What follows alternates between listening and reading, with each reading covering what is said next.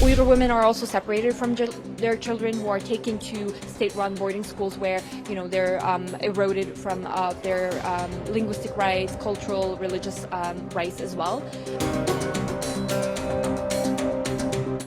Most importantly, they're forcibly sterilized. I think this is a really grave concern that we have, is the forced sterilization that started in the recent years. I think right now the Chinese government has shown an unwillingness to listen to the international communities. The separation of over 1 million Tibetan children from their mothers and families, this is not right. There are actually many issues that women inside Tibet are facing.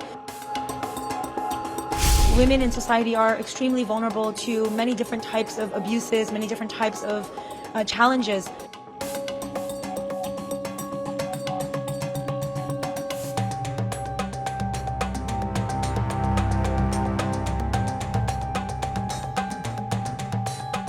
So what sort of issues the women in Xinjiang province is facing? According to reports and also our own reporting, which was also highlighted during the CEDAW review, was that the Uyghur women in the Uyghur region are facing multiple challenges, such as extrajudicial detention in concentration camps. So we estimate around 3 million of Uyghur and Turkic people, and of course among these numbers there are also women who are in detention.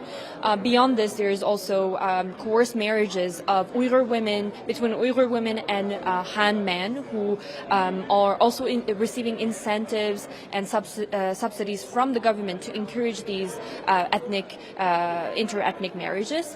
Uyghur women are also separated from their children, who are taken to state-run boarding schools where, they're eroded from their linguistic rights, cultural, religious rights as well.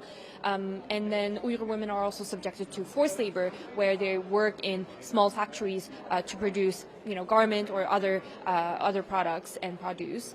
Uyghur women are also discriminated in daily life, and most importantly, they're forcibly sterilized. I think this is a really grave concern that we have, is the forced sterilization that started in the recent years with this ongoing campaign that the Chinese government has been carrying, and also the violence, physical and mental violence that they are facing inside these camps, according to witness testimonies. Do you believe that the China will implement the UN recommendations? I have very strong doubts that the Chinese government will be implementing these recommendations, because these recommendations are not new. These recommendations were highlighted, raised by a number of states, number of treaty bodies, number of UN experts since 2018, and none of them have actually been implemented in the region. The situation hasn't changed since 7 years, since this genocide has kicked off. So I strongly doubt despite how China is trying to portray that it is trying to cooperate, and it is willing to cooperate with the UN system, in reality it is not.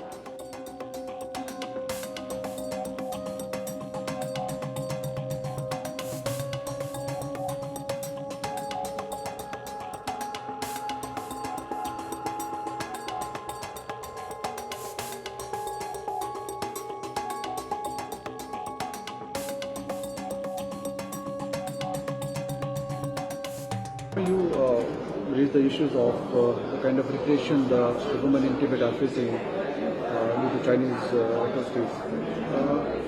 Do you believe that China is ready to follow the recommendations by the UN committee?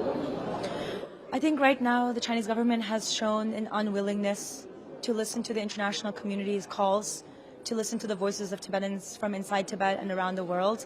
And that actually highlights the reason why it's more crucial now than ever for international communities and governments to come out and say, this is wrong. The separation of over 1 million Tibetan children from their mothers and families, this is not right.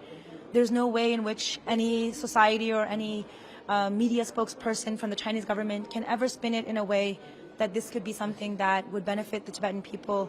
So I think in terms of governments, there is a need for accountability, but it doesn't end there. It also goes to the people.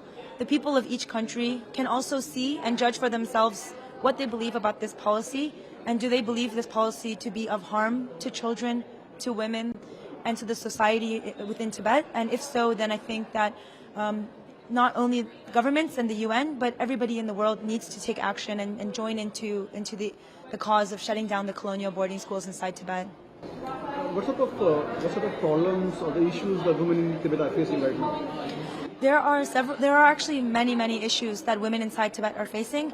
There were several that were raised by the recent review in the concluding statements from CIDA, which is the committee, the Convention on the Elimination of Discrimination Against Women. And so this committee that is focused on on upholding the rights of this convention had a treaty body review, and some of the really valuable ones that they raised were in regards to the separation of girls and women, like small girls and children from their families and parents, as well as the confiscation of passports or the denial of passports on the basis of one's identity as a so-called ethnic minority. So if you imagine this in any society, maybe the community you live in, if there's someone who's classed by the government as an ethnic minority, and because of this very reason, they're denied the right to internal freedom of movement and also the right to they don't have the right to a passport. And in terms of many of us from different societies, we see the undue grievances this will cause in the life of a woman.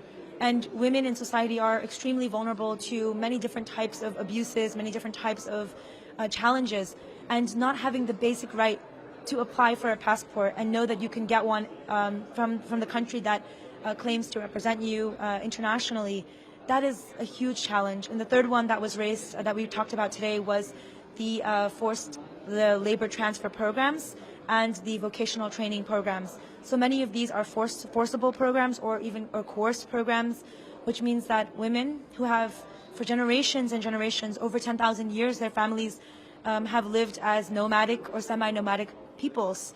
So the practices of their culture and their identity have sustained the Tibetan plateau and the glaciers there, which actually provide water security for one-fifth of the world's population. So these are people that are living in India and Bangladesh and all around different regions. They're relying on the water that has been protected upstream for thousands of years by Tibetan women and Tibetan nomads. And now these nomads are being stripped from their homes. These Tibetan women are being forced to leave their way of life, which protects billions of people around the world, and enter into these coerced vocational training programs that teach them low-skill, low-wage positions so that they enter into this almost sort of economic servitude towards the Chinese government to complete their mass production of goods. It's all a big system that many of us around the world are part of in some ways, and we have a power also to say we don't want to be a part of these systems in these ways.